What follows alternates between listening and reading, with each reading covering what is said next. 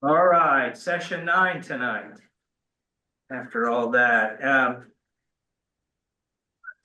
so I mentioned in the prayer that this might be a little bit more complicated this evening because I thought I don't know if reading chapter 7 of Hebrews, if anybody else had the question, why does the writer of Hebrews make this connection to Melchizedek? We Yep. have we have two places in the whole Bible where Melchizedek is mentioned in Genesis 14 and in Psalm 110. You put all the verses together, it's like 6 or 7 verses, right? I mean, actually 4 or 5 verses to get specific just to Melchizedek. So we're going to take a little bit of time to do some background work on Melchizedek, and I hope this is an area, I hope I can get this across because it's an area that, I don't know particularly well, and so I hope I can do a decent job of helping you kind of get a sense of what was probably going on at the time of the writing of Hebrews related to other documents that would have been circulating in these communities. But let's begin. It's a long chapter, and we're going to take all of chapter 7 tonight. Because I'm spending so much time with Melchizedek, we're not really going to do as close a reading of other parts of chapter 7 as we might have, but we will give this our best shot. So, Hebrews chapter 7, verse 1. This king Melchizedek of Salem, priest of the Most High God, met Abraham as he was returning from defeating the kings and blessed him. And to him, Abraham apportioned 1/10 of everything. His name in the first place means king of righteousness. Next, he is also king of Salem, that is, Right. king of peace. Without father, without mother, without genealogy, having neither beginning of days nor end of life, but resembling the Son of God, he remains a priest forever. Now that's telling us something, obviously, but it doesn't tell us a lot. He resembling the Son of God. We want more to know more about what that means. Verse 4. See how great he is. Even Abraham, the patriarch, gave him 1/10 of the spoils. And those descendants of Levi who received the priestly office have a commandment in the law to collect tithes from the people, that is, from their kindred, though these also are descended from Abraham. But this man, that is Melchizedek, who does not belong to their ancestry, collected tithes from Abraham and blessed him who had received the promises. The promises there are the promises we read earlier in the book of like chapter 12 of Genesis. Verse 7, it is beyond dispute that the inferior is blessed by the superior. We'll have to look at that verse. In the one case, tithes are received by those who are mortal, the Levitical priesthood. In the other, by one of whom it is testified that he lives. One might even say that Levi himself, who receives tithes, paid tithes through Abraham, for he was still in the loins of his ancestor when Melchizedek met him. Verse 11, now if perfection had been attainable through the Levitical priesthood, for the people received the law under this priesthood, what further need would there have been to speak of another priest arising according to the order of Melchizedek, rather than one according to the order of Aaron? For when there is a change in the priesthood, there is necessarily a change in the law itself. Now the one of whom these things are spoken belonged to another tribe, from which no one has ever served at the altar. For it is evident that our Lord was descended from Judah, that's the other tribe. And in connection with that tribe, Moses said nothing about priests. It is even more obvious when another priest arises, resembling Melchizedek, one who has become a priest not through a legal requirement concerning physical descent, but through the power of an indestructible life. For it is attested of him, you are a priest forever, according to the order of Melchizedek. There is, on the one hand, the abrogation of an earlier commandment because it was weak and ineffectual. We'll have to look at that. Verse 19, for the law made nothing perfect. There is, on the other hand, the introduction of a better hope through which we approach God. This was confirmed with an oath. For others who became priests took their office without an oath. But this one became a priest with an oath because of the one who said to him, the Lord has sworn and will not change his mind. You are a priest forever. Accordingly, Jesus has also become the guarantee of a better covenant. Furthermore, the former priests were many in number because they were prevented by death from continuing in office. But he holds his priesthood permanently because he continues forever. Consequently, he is able for all time to save those who approach God through him, since he always lives to make intercession for them. For it was fitting that we should have such a high priest, holy, blameless, undefiled, separated from sinners, and exalted above the heavens. Unlike the other high priests, he has no need to offer sacrifices day after day, first for his own sins, and then for those of the people. This he did once for all when he offered himself.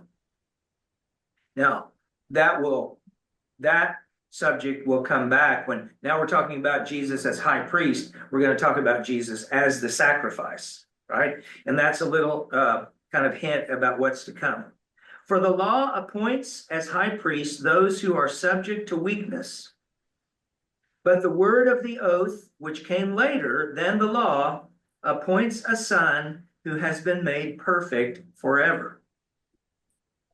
So that word perfect shows up a couple of times strategically. The law and the Levitical priesthood could not make anyone perfect. All right, so that word perfection, we remember from chapter 6, verse 1. Therefore, let us go on toward perfection, leaving behind. So we have to keep in mind that the writer is still actually talking about perfection, whatever that means. You know, we know what it means as a kind of coming to the fullness of its purpose, arriving at its goal. That's what perfection means. So that's still where he's taking us. We want to arrive at the goal, the fullness of the salvation life. How do we do it? And some of the people seem to be tempted to turn back to a former way, and the writer is adding one more topic and covering it very thoroughly to show why returning to the old priesthood and the law would be a big mistake. As usual, chime in whenever you want to make a comment or ask a question. Well, I have a question then. Yeah. Why was perfection not available to the older generations? Good question. Anybody want to take a try at an answer? Nope. Nope. Nope. The answer is Jesus, right? Yeah, the answer.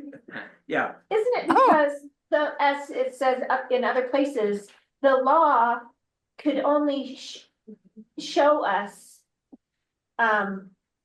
our sinfulness. It can't, and we can do everything we can, you know, to obey, to follow the law, but it doesn't really change our internal, it doesn't change our heart. We can still follow the law and be ugly people inside, so to speak. Yeah. So the Old Testament itself tells us, remember Psalm 143, no one is righteous, right? Right. Paul the Jew comes to this realization that the law can hold up the standard of righteousness. It can show, the law is righteous, he says. It shows us God's perfect nature and purpose.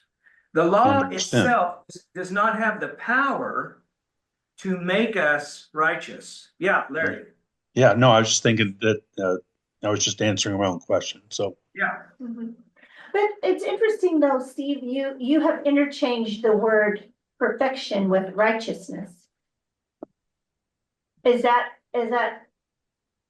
fair? I mean, is that right? Well, so Because they don't I would type take it from your question, you think it's wrong. No, I don't think it's wrong. I'm just wondering if they are, even though they don't mean exactly the same thing. Well, just spell out what you're thinking. Well, I mean, you have said perfection means, coming to the fullness of what God intended us to be. Yeah, Becoming his end goal in us, Right. so to speak. right. Righteous is, well, I guess it depends on who you ask.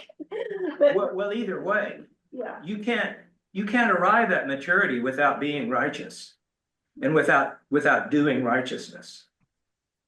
okay. Are you saying then that you can be righteous without being perfect? Yes, so Perfect this as is, in complete. right, this is where we have to keep clear what the New Testament means by the word perfect. It does not mean flawless. So Okay. in that sense, Elsie, no one can be perfect if perfect means flawless. Because Okay, we've already blown that. okay. Um, Right. But perfect in the New Testament sense, as becoming fully grown and seeking full salvation, becoming like Christ. These are all ways of talking about perfection, or I like to call it maturity, right? This is spiritual maturity, to be a grown up, spirit-filled, fruit of the Spirit Christian. But not flawless. We just, sin has permeated everything, and so that remains an issue. So Okay. that Yeah. perfection that you just talked about, then that's what, when you're ordained, you're asked if you're going to keep trying Go for. on to profession. Right. Do you expect to be made perfect in love in this lifetime is one of the questions we're asked. Ouch. Yeah. But that's not perfect. No, not flawless. And this would really take us into some of the details of Wesleyan theology here, which I think is really good stuff. I think it's biblical and it's true and it's good. But there are details, and it's a contested point. And it gets into the question of how do we understand sin, and what does God hold us responsible for? So we might have to do that sometime in a little more detail, but probably now it would be chasing a rabbit. But just to be clear, we are not talking flawlessness here. But that, on the contrary, or on the other side of the coin, it does not mean that we can settle for some kind of average. Right? We're Right. we pursue goodness, godliness, righteousness as we pursue God. And God is faithful to give us what we need to live the kind of life He calls us to live. Okay, Gotcha. so yeah, I asked the question here, what's in the balance then? We have a comparison and contrast, in this chapter. We have a contrast of types of priesthood, therefore types of priest. And we have, on the one hand, we have the Levitical priesthood and the Levitical priests. They are mortal, they're sinful, they have to offer sacrifices for forgiveness of their own sins, etc. It has to be repeated. It is, Hebrews 7 says, it's not effectual. It doesn't accomplish what it, so to speak, sets out to accomplish. On the other hand, we have the priesthood according to the order of Melchizedek. And this is where we get into the mystery of who Melchizedek is, but the priesthood based on an indestructible life. Jesus is a priest forever because he lives forever, right? He's conquered death. So we don't need another priest because Jesus isn't dying, right? So he's always present, active to make intercession for us. So these are some of the contrasts the writer is making here. And, he's making it in a this is where I think we keep in mind, this writer of the book of Hebrews is himself a Hebrew Christian. So as I said early, following other scholars, that he's not rejecting Judaism. He's not rejecting the Hebrew faith or the law or anything like that. But he is saying, now that Christ has come, we've taken a step in terms of God's purposes. Those purposes are grounded in what we now call the Old Testament. They're grounded there. And so we see them in terms of promise, whereas now with Christ, we see them in terms of fulfillment. Things have changed. So we don't look at the law, we don't look at the priesthood now the way we used to. Well, I'll try to get to that this evening. All right. So I actually just said that a minute ago about the forever priesthood, not a priesthood where mortals die and have to pass it on to the next generation. Now, this question about the commandment being abrogated in verse 18. There is, on the one hand, the abrogation of an earlier commandment because it was weak and ineffectual. Now, he doesn't specify which commandment. One kind of has the sense of, all the commandments related to the priesthood and how they do the sacrifice and what they all mean. That seems to make sense. The word abrogated means made of no effect, set aside. It can be synonymous with a word like abdicate, where a king abdicates the throne. He gives it up. He sets it aside. He leaves it. So this is a bold claim, right? It's a bold claim for this writer to make. And it has affinity with the way Paul comes to talk about the law in Romans and Galatians.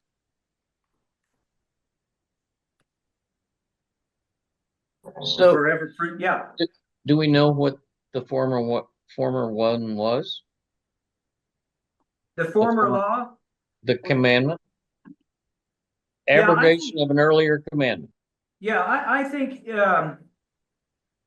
he doesn't specify which, commandment per se, but I read that as the commandments related to the priesthood. Since he's talking here about the priesthood, we could go back to the book of Leviticus and see what the responsibilities of the priest are. We could look at Leviticus chapter 16, for example, on the Day of Atonement. The high priest on the Day of Atonement goes into the Holy of Holies with the blood of the sacrificed animal. But the high priest has to make a prior sacrifice for forgiveness of his own sins before he sacrifices for the sins of the people. And he takes that blood into the Holy of Holies. So I think we could really focus in there on the commandments related to the sacrificial system that we find spelled out in the book of Leviticus, because that's where we read mostly about the priesthood. Now, obviously, in the book of Exodus, we read about the priesthood there too, kind of, you might say, the original instructions. But in terms of the functions of the priesthood and the way to think about those in the line of Aaron, that's the priesthood, and the commandments, the laws associated with the priesthood would be there in the book of Leviticus. But I think he just uses the singular commandment because he's not really trying to take issue with any particular statement. He's really sort of taking the category, you might say, of priesthood and the priest, and what are they like, what do they do, and why is that not good enough, right? Why is that not good enough? And that's why verse 11 matters. If perfection, completion, fulfillment had been attainable through the Levitical priesthood, what further need would there have been to speak of another priest according to the order of Melchizedek? So there's an evolution. Is that what we're saying? I'm not sure I would use the word evolution there, because to me, and this, I wouldn't necessarily want to press this, but to me, the word evolution refers to a kind of natural development sort of within the system, whereas the coming of Christ is really the transcendent God kind of breaking into the natural world to reconfigure it, you might say, for a reboot, but it's more than a reboot, right? We're not going back to just the way it was. Right. We're taking a massive step toward God's final purposes. So Yeah. that would be, to me, it's a little more radical, a little more reality altering than what the word evolution suggests to me anyway. I guess what I'm saying is it's kind of like a progression of understanding of what is required of us. Hmm. That's kind of how I meant the word evolution. I understand what you're saying. How someone might use the term salvation history Maybe. to apply to all the work of God in saving us from the Old Testament through the New. Yeah. Now, if I'm following, Larry, then it's like these Hebrews, they follow the law. They've been looking for the Messiah. But they have a certain understanding of the law. Right. And that understanding now has to change because Christ has come. Is that what you're? Because love is not part of the law. I think, the greatest commandment is love the Lord your God with all your heart. Right. I think love is part of the law. I think love undergirds the law, but that's part of the problem is they can't really love God with all their heart. Right. Just in following the specific commandments of the law. But if we're talking also about the priesthood, because that's the particular thing that he's addressing here. Yeah. So when that's why when he uses the word law, I think you're thinking it's related to everything that he's just said about the priesthood. Yeah, the commandment, the commandment that's been abrogated. Yeah, is related to the priesthood. What the law says about priests, because there's a new priest in town. Right, there's a forever priest. Yeah. Yeah. Well, just like in Jesus' time, he was railing on the Pharisees quite a bit because, they were strict adherents to the letter of the law. And it's like they couldn't expand their universe to say, okay, the law says this, but we need to be merciful too. That's where the lack of love in the law. Yeah. Yeah, what really kills love is self-righteousness. Yes. Right? That really kills love. And I think that's, when Jesus takes after the Pharisees, makes me think of Matthew 23, Woe to you, scribes and Pharisees, hypocrites, and so on. So. Yep. All right, well, let's get into Melchizedek now. So we're going to have to read Psalm 110, and then we'll go back and read Genesis 14. Do I have a volunteer to read Psalm 110? I have. Okay. The Lord says to my Lord, set at my right hand until I make your enemies a footstool. The Lord sent forth from Zion your mighty scepter. Rule in the midst of your enemies. Your people will offer themselves freely on the day of your power in holy garments from the womb of the morning. The dew of your youth will be yours. The Lord has sworn and will not change his mind. You are a priest forever after the order of Melchizedek. The Lord is at your right hand. He will shatter kings on the day of his wrath. He will execute judgment among the nations, filling them with corpses. He will shatter chiefs over the wide earth. He will drink from the brook by the way. Therefore, he will lift up his head. Okay, now we're going to focus on the first 4 verses.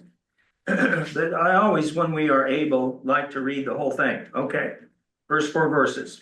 Notice verse 1. The Lord says to my Lord. And then look at what the Lord says to that Lord. Sit at my right hand. Sit at my right hand until I make your enemies your footstool. Okay, sit at my right hand. Now, we who have been very much shaped by the Christian vision, the Christian scriptures and all that, can see right away when the first followers of Jesus start to recognize that Jesus is the one talked about here. So, we slow down and we notice the detail. The Lord says to my Lord, sit at my right hand. That is the exalted position of ruling. At the Father's right hand, the right hand symbolizes authority and power. Sit at my right hand. The one sitting there, who is also called the Lord calls him Lord, right? Our Lord, my Lord. You sit here. So this, whoever this is, we can just sort of think for a moment. We don't really know who this is, but whoever it is shares the authority of Yahweh. Now we look at verse 2. But in Psalms was written before Jesus. So Yeah. Yes. So I'm still wrestling with who little Lord was implied by the writer. Who was he thinking of? Yeah. Well,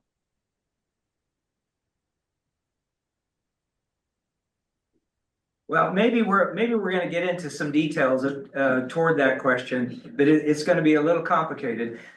So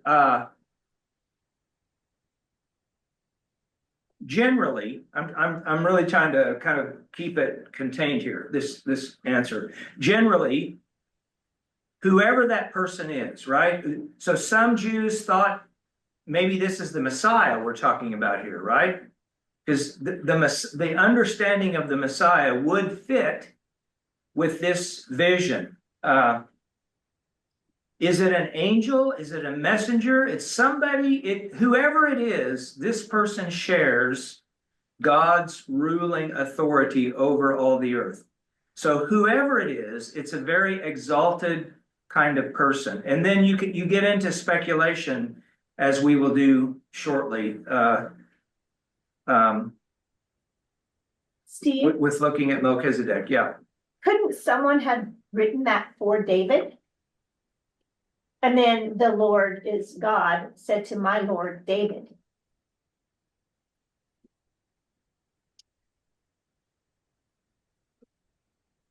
Maybe I'm just too shaped by kind of the Christian understanding of this. I'm not aware, and again, I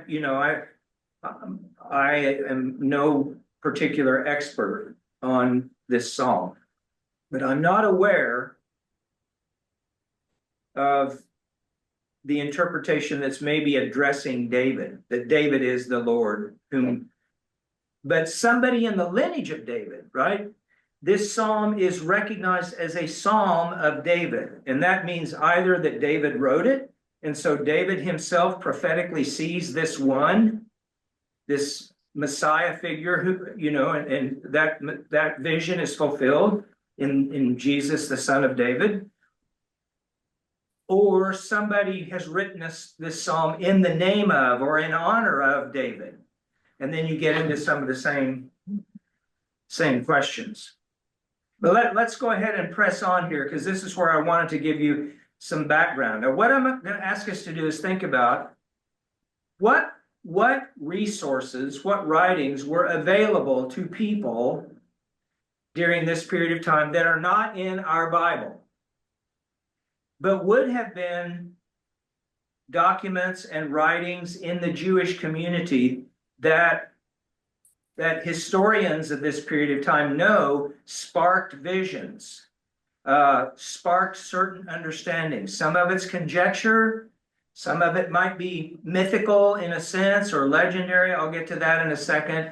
But there are these ideas kind of stirring around in various Jewish communities during this time that Jesus is coming up, doing his ministry, dies on the cross, rises from the dead. The church begins, and the church begins as a subset of Jews. So we have to, I'll use the fancy word that scholars like to use. We have to talk about the milieu of the New Testament. All right, so here we go. Verse 2. The Lord sends out from Zion your mighty scepter. Rule in the midst of your foes. Now, there is this document called the Melchizedek text that says, verse 2, the Lord sends out from Zion your mighty scepter. So Melchizedek now is the holder of the mighty scepter from God. Now, let's try to keep in mind that when we thinking back to Hebrews, we're going to gather up, the writer of Hebrews is gathering up whether specific ideas, he doesn't quote any of these sources, but are these kind of working in the environment to help give form to why he thinks he needs to add Psalm 110 into his argument for Jesus, right? That's what because we only get Genesis and this place in the Old Testament about Melchizedek. Why does the writer think he's so important? Well, we can kind of fill in a few of the blanks with that question by looking at these other sources outside the Bible. So there's one. The Melchizedek text was found among the Dead Sea Scrolls. The DSS on the screen is my shorthand for Dead Sea Scrolls. And I'm using this book by James Kugel called Traditions of the Bible. So I'm kind of, I'm reading him and he's quoting these places to a modern readership. All right, look at verse 3. From the womb before the morning, I have begotten you. Now my version says from the womb of the morning, like dew, your youth will come to you. But in the Septuagint, this translation into English, from the womb before the morning, I have begotten you, that's the Septuagint translation. Psalm 110 in our Bibles is quoting from the Hebrew Masoretic texts. That gets complicated, not texts. That gets complicated itself. But see, the writer of Hebrews is working from the Septuagint. From the womb before the morning, I have begotten you. So whoever the Lord is, who's sitting at the right hand of Yahweh, the Lord, in some sense transcends time, right? From the womb before the morning, I have begotten you. And then some of the speculation. Is it an angel? Is it the Messiah? Is it some kind of exalted messenger? Who is it? So the Songs of the Sabbath sacrifice, which is also a Dead Sea Scroll document, says this is referring to an angel who participates in the heavenly temple, heavenly worship, right? So we have to picture the Lord with all his heavenly hosts gathered around the throne in worship, and that parallels or is encapsulating like the heavenly temple, because the temple always symbolizes the presence of the Lord. So when you're with the heavenly hosts in the presence of the Lord, that's like being in the temple.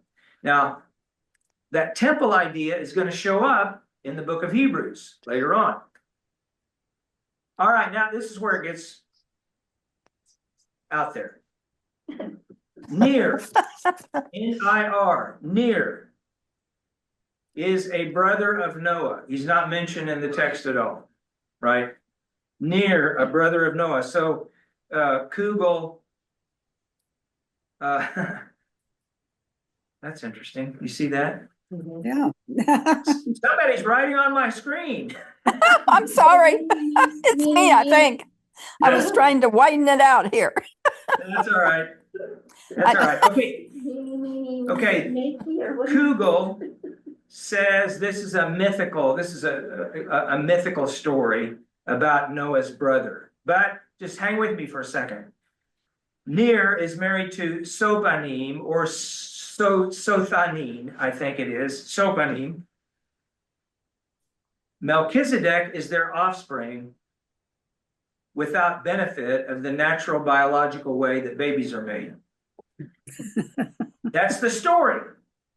That's the story. And so Melchizedek is their son, saved miraculously from the flood, according to another Dead Sea Scrolls document called Second Enoch.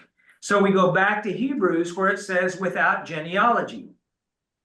Now, I don't know that the writer of Hebrews is specifically in his mind thinking about sources like this. But if those ideas are kind of swimming around in the Hebrew community, because the time of Jesus was a time of heightened anticipation that the Messiah was on the way. So people were talking about these things. And all these first Christians are Jews. So they're, if you have any interest at all in these promises of God about the Messiah, you're going to be looking just the way we would be, we would want to know, we would want to try to understand as much as we can. So without genealogy, then back in Hebrews, and I'll just mention this and we won't necessarily turn back there. In verse 4 and verse 7, it talks about the superior blessing the inferior. So here Melchizedek is the superior who blesses Abraham.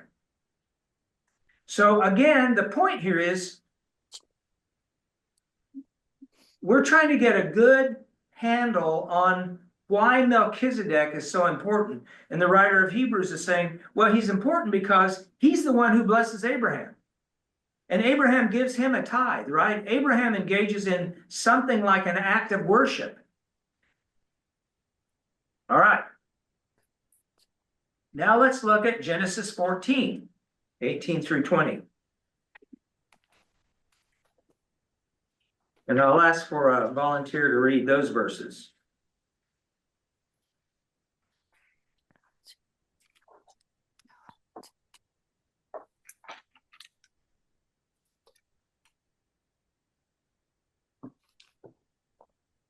Thank you, Joni.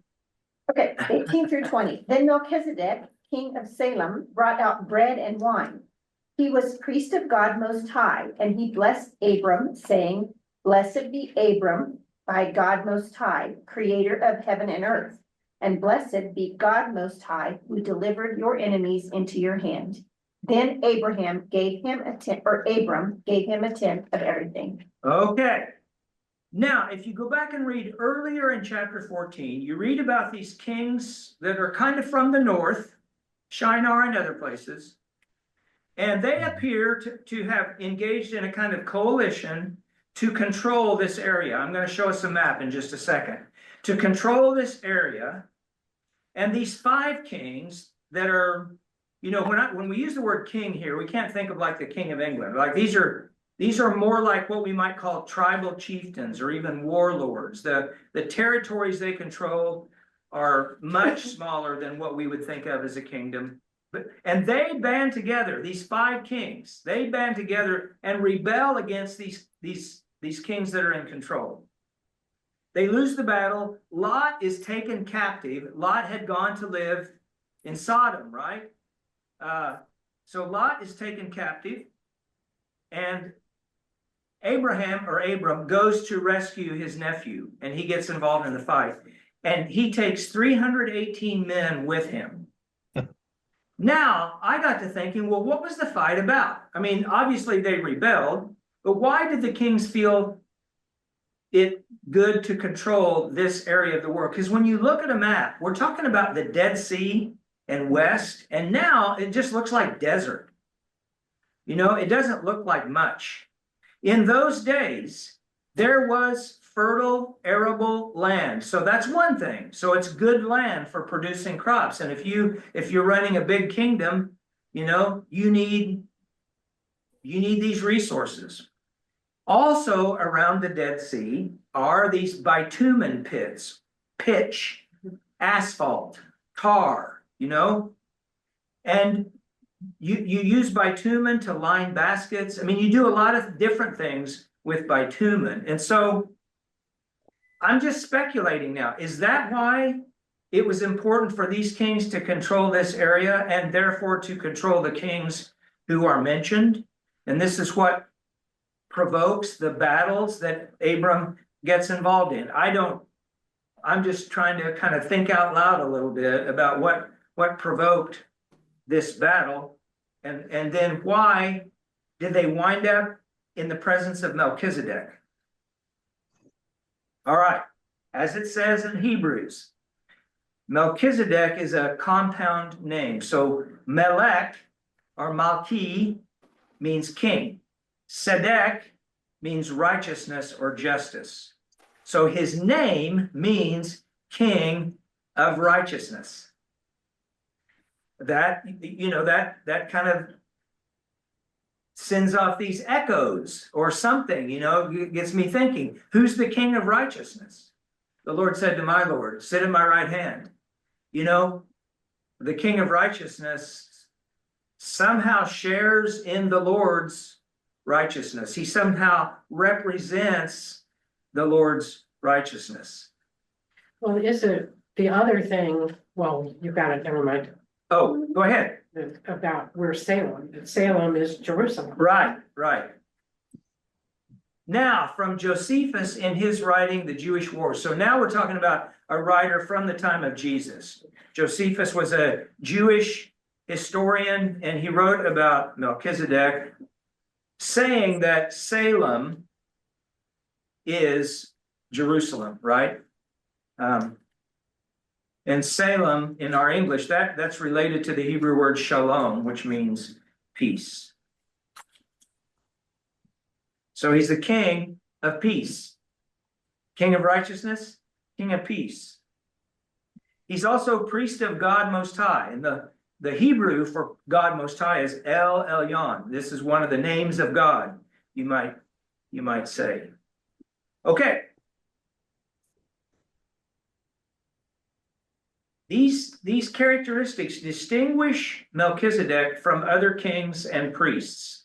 He's a priest king, but there were other priest kings, but something is different about Melchizedek, and these little details start to fill in a sketch or a picture. Melchizedek is not a Hebrew. He's a Canaanite. So he's not, he's not part of this. Is not in any way related to the Levitical priesthood, not even to the Hebrews. Now, one of the ideas is that the sanctuary at Jerusalem, over which King Melchizedek ruled and officiated, there's a shrine, a sanctuary. Think of some kind of building in Jerusalem. It's not the Jewish temple, but perhaps it's a bit of a model for the temple later on. Again, you're getting these hints, these sketches, these intimations of something that is to come. And they're all associated with this figure, Melchizedek, who just appears out of the mists, and yet Abraham treats him with reverence. Now, one of Josephus again, in another of his writings called The Antiquities of the Jews, says that Melchizedek gave bread and wine to all of Abraham's men. So that's all 318 of them. So he's, and there is a kind of obvious parallel to the Lord's Supper here, right? Bread and wine. And it's, kind of for everyone present. All right, so what I've tried to do just to this point is show why there might have been such interest in Melchizedek, because there was a lot of interest in the Jewish community, people thinking about what God will do decisively to bring about his kingdom and all those things. Melchizedek is one of the persons that gets thought about, discussed, etc. All right. Now, Steve, yes, so does Melchizedek just kind of disappear, or I mean, whatever happens we just cease to hear about him? So we assume he no longer exists, or? that's exactly right. He appears out of the mist and he disappears into the mist, right? There's no, to my knowledge, again, to my knowledge, there's no account of Melchizedek's death or however his life ended or anything else. That's part of the mystery here. Which is probably why stories get developed, because when you got this weird character in here, and over time, lots of people are wondering, who is he and where'd he go? Right. You know, it's easy Right. to imagine. So the void. Fill in blanks, yeah. Okay, if you look at the map here that I'm sharing with you, way down at the bottom, I know the print is very small, what it says in that box with the arrows shooting out from the box: possible locations of the cities of Sodom, Gomorrah, etc. So now there are two views on this. So this view is maybe a little bit of an older view that has the locations of Sodom and these other cities on the east side of the Dead Sea. There's another view that has Sodom on the west side of the Dead Sea, about straight west from that, kind of from the middle of that bottom half of the Dead Sea. So Steve, are you saying the box that's under the word Moab? Yeah, that Okay. box, right. So Sodom would be down in here someplace. I know you can't see my finger, but if you just, Can you circle it with your cursor? well, Can you cursor it? if I were better, I could, but I'm not gonna waste your time. Okay. Now, one thing to keep in mind, you see where the Dead Sea narrows there on the map? There's actually a landmass so now the Dead Sea is actually two bodies of water.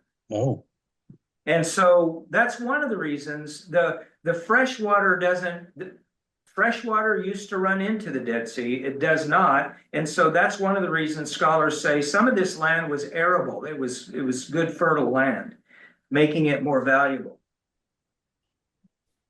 I've been to the Dead Sea and it's just desert, it's just remote. It's just desert. Okay, now Abraham or Abram settles. I mean, he sojourns, but he settles. Kind of his home base is under the oak of Mamre, and that is Hebron. So I draw the line there so that you can see where Hebron is. So Hebron is about straight west of the middle of the Dead Sea. It's about 18 miles from Hebron to Jerusalem. And then you see where the other, cities are down at the south end of the Salt Sea or the Dead Sea. Now, these kings that I mentioned earlier, you can read about them from Shinar and Elisar and Elam. Elam is like part of the Persian kingdom that we know. So these are kingdoms up north, but they have a stake in this area. So where do these battles happen? Don't know exactly, because there's really no historical record that we can point to. But my guess is some of them, anyway, are happening around the north end of the Dead Sea as well. So they're not that far from Jerusalem. So I kind of imagine Abram winning the battle, and he goes to Melchizedek because he knows about Melchizedek, right? It says there that they meet. This is back in Hebrews. Excuse me. Let's go back to Hebrews 7.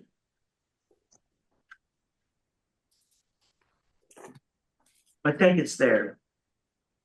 help me find it because I What didn't are we make a note of looking this. for? Shava, the King's Valley, Shava, Shaveh. It's either there or it's in the Genesis account. What chapter was the Genesis? account? 14. And even if we can't find it, what matters is, It's verse 17. oh yeah, sorry, verse 17 in chapter 14. Yeah. Yeah. Where is the King's Valley or the Valley of Shava?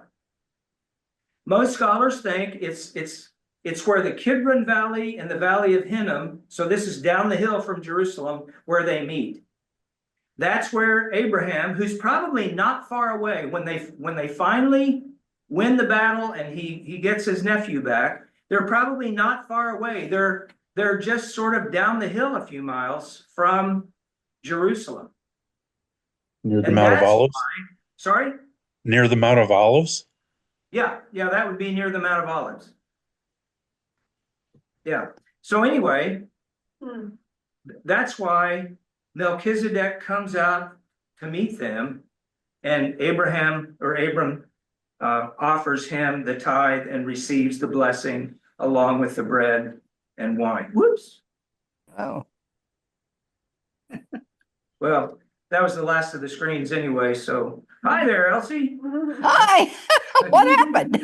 I'm not gonna try to mess with the view here, so it's still stuck Okay. on the speaker view. So anyway, so all that, we'll spend a little time. We don't meet next week. Next week is Monday, Thursday, but the following week, we'll spend a little time. There are some things in chapter 7 that we ought to look at, but we're going to move on to chapter 8. But what I was trying to do today is to help us get a sense of why Melchizedek seems to be very significant for helping the writer of Hebrews explain to these people the superiority of Jesus.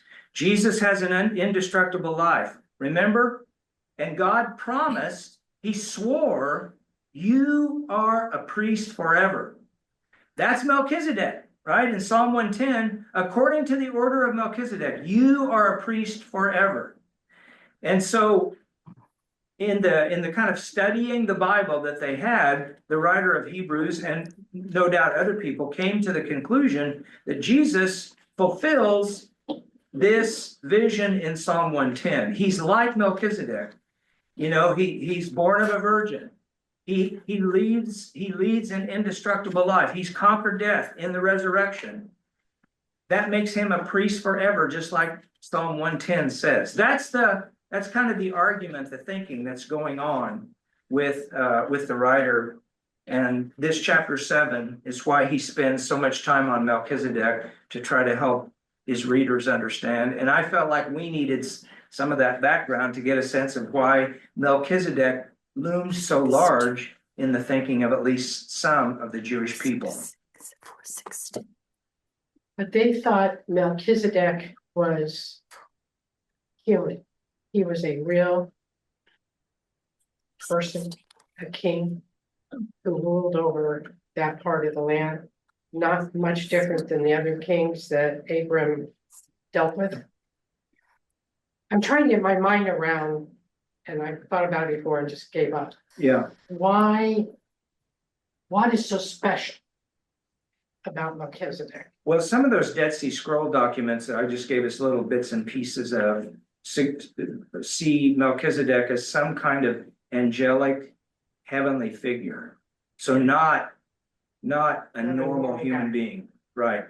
And that's why this is mysterious. And that's why, you know, from a historical point of view, we don't want to put too much weight on any of these characterizations. But generally, that sense is Melchizedek isn't like a normal human being, which of course strengthens the tie to Jesus. Jesus is fully human, but he's not a normal human being, right?